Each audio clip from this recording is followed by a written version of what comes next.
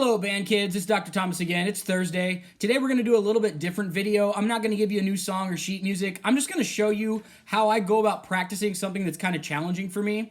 Over this extended break, I've wanted to get better at playing my guitar. I've always been able to play chords and sing along and stuff. You guys have seen me do that sometimes. But I've never really been good at playing solos on the guitar, and especially like bluesy guitar licks. So I learned a pentatonic lick that I can practice that I'm going to start practicing at 60 beats per minute in hopes that I can double that tempo by the end of my practice session. So the guitar lick sounds something like this. Sorry for the bright light that's always above my head. This is what I want to be able to accomplish after my practice session. This is the slow version.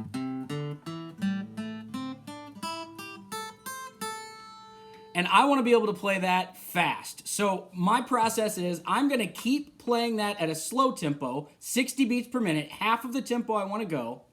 And I'm going to keep playing it till I can get it perfect 3 times in a row. So no mistakes for 3 times in a row. That way I'm not training my muscles and my fingers to do the wrong thing. To get it 3 times in a row, they have to be trained to do the exact right thing. And it can't just be an oops that I got it right.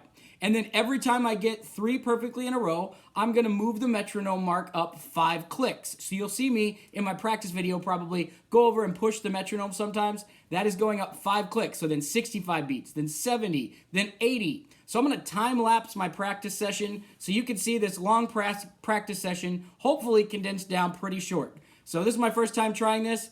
Here's me practicing.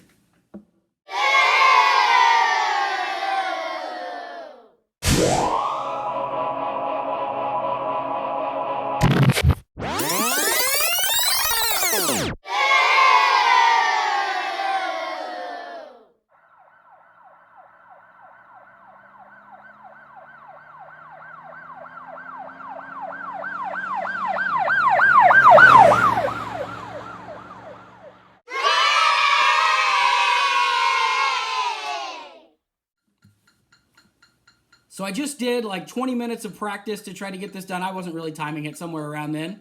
You hear my metronome clicking in the background? This is the speed I ended up on. I'm gonna see if I can play it for you. This is what I just been working on.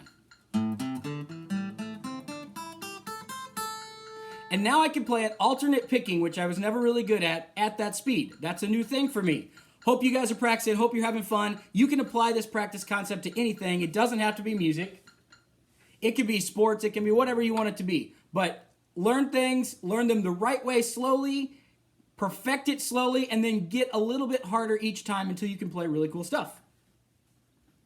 As a bonus in this video, 8th graders, I would just like to tell you that Mr. Blankenship has already sent me the all-district, all-state band audition materials for next year. So if any of you guys are bored at home and you want a real challenge, this stuff's kind of hard, but it's what they use for the district band and all-state band next year. It looks way harder than it actually is. The paper just looks like it's covered in black dots. But if you start slow like I did with my practice session, by next fall, you guys will be smoking fast on all this stuff. And hopefully some of you guys can make that district band in the fall. If you want that music 8th grade, it will be loaded into Canvas sometime today. So if you haven't already done this, log into Canvas sometime. You probably already have if you're watching this video, but if you haven't, log into Canvas. There's tons of material here for you guys, a little bit more in the 8th grade folder than everybody else. There's several songs we've done over the last 3 or 4 weeks.